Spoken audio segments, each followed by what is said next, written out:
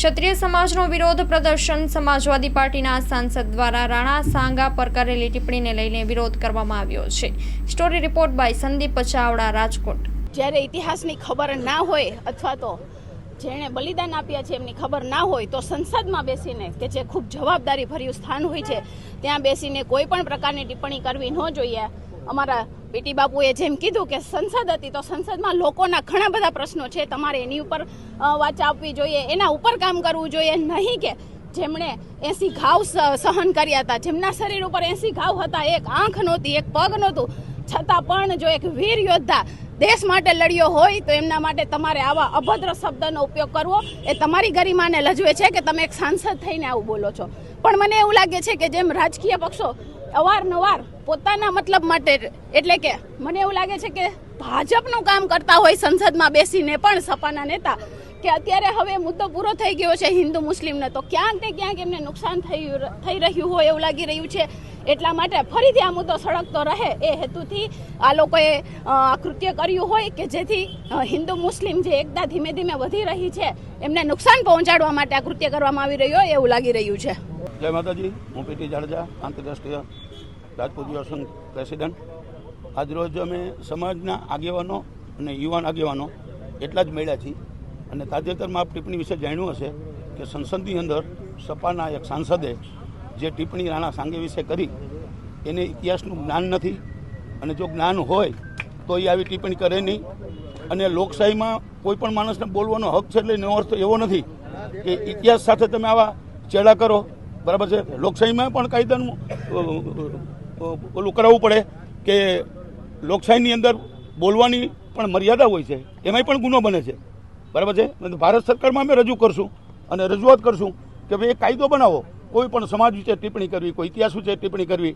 અરે આ ઇતિહાસ રાણા સાંગાની તમને ખબર શું છે? તમે તો કાળવરો ભગવાન રામ વિશે કરશો, કૃષ્ણ વિશે કરશો, બરાબર છે। અરે ઇતિહાસમાં તો રામ અને કૃષ્ણ જેવા હજારો ભગવાન, હજાર રાજાઓ, બરાબર છે, એ ઇતિહાસમાં બધા ક્ષત્રિયો અને રાજપૂતો જ રાજાઓ છે। ઇતિહાસ તમારા કોઈના છે નહીં, એટલે ઇતિહાસ સાથે તમારે આવા ચેડા કરવાના અને આવું સાંસદમાં આ નિવેદન કરવાની જરૂર છે। સંસદમાં સંસદના પ્રશ્નો હોય, બરાબર છે, અને પ્રજાલક્ષી પ્રશ્નોની વાચા આપવાની હોય, અને આવા નિવેદનો કરી અને તમે જુઓ છો તાજેતરમાં દરેક માણસ કોઈ પણ આમ ખુલ્લેઆમ ને કાંઈ પણ ટિપ્પણી કરે, પછી સાધુ હોય, સંતો હોય, બરાબર છે, સાધુ સંતો પણ ભગવાન કૃષ્ણ વિશે આમ કહે, રામ વિશે રાજકારણીઓ માણસો આ રીતે આમ વાત કરે, તો એ તો બરાબર નથી ને।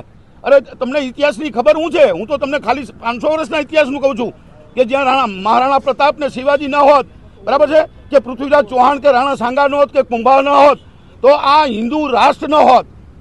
હજારો રાજપૂતાણીએ જોહર કર્યું છે, પદ્માવતી મા વખતે 16,000 રાજપૂતાણીએ જોહર કર્યું છે, 13,000 રાજપૂતાણીએ જોહર કર્યું છે, 7,000 રાજપૂતાણીએ જોહર કર્યું છે।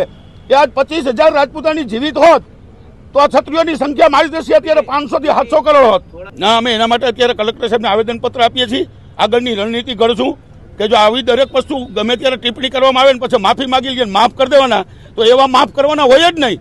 ભાઈ તમે જાણી જોઈને બોલો છો, શુદ્ધ બુદ્ધિથી બોલો છો, અને શા માટે બોલો છો? અને સંસદનો આ પ્રશ્ન જ નથી, અને ઇતિહાસ સાથે શા માટે? ઇતિહાસ તમે બનાવો ને, અને તમે ઇતિહાસ બનાવીને પછી અમે તમારા ઇતિહાસના વખાણ કરશું। આ પણ એવું જ છે ને? બોલો, આ રાજકીય માણસ જ છે ને, સાંસદ છે, શુદ્ધ બુદ્ધિથી કરેલું આ કૃત્ય છે, બરાબર છે, આને કઈ સાખી ન લેવાય। આ કમિટી શું થાય તો રાષ્ટ્ર લેવલનો પ્રશ્ન છે, અને આપણે તો મીડિયામાં જોતા હશો કે રાષ્ટ્ર લેવલે આની ચર્ચા થઈ રહી છે અત્યારે, બરાબર છે। સમગ્ર રાષ્ટ્રની અંદર, ભારતની અંદર, બરાબર છે, રાજપૂતોમાં રોષ છે, અન્ય સમાજ પણ કહે છે કે આવી ટિપ્પણીઓ કરે શા માટે એમ, આના માટે કાયદો બનાવવો જોઈએ। પણ ઇતિહાસની ટિપ્પણી નહીં, કોઈ પણ જાતની ટિપ્પણી કરવા માટે માણસને લોકશાહીમાં એવો બોલવાનો અધિકાર જ નથી। કોઈ માણસને ઉતારી પાડવો, એને પાડી દેવો, એના વિશે અશ્લીલ વાત કરવી, એની રીતે કોઈ ઇતિહાસ સાથે ચેડા કરવા, એમાં તો ગુનો જ બને છે। આપની વાત સાચી છે। અત્યારે મેં દરેક જિલ્લા લેવલે આવેદનપત્ર કલેક્ટર સાહેબને આપ્યું છે, જામનગર, રાજકોટ, ગઈકાલે પરમ દિવસે સુરેન્દ્રનગર, દરેક જિલ્લામાં અપાઈ ગયું છે। બધા જિલ્લામાં આવેદનપત્ર આપી અને પછી જો ન્યાય નહીં મળે અને આના વિશે કંઈ પગલાં લેવામાં નહીં આવે તો આગળની રણનીતિ ઘડવા માટે જે અમારી સમિતિ છે એ સમિતિમાં પછી આ પ્રશ્ન લાવશું। ત્યારે આમાં આંદોલન ગુજરાત નહીં, સમગ્ર ભારત લેવલનું આંદોલન હશે, અને એ આંદોલન મેં ગુજરાતમાંથી ભારતમાં લઈ જશું।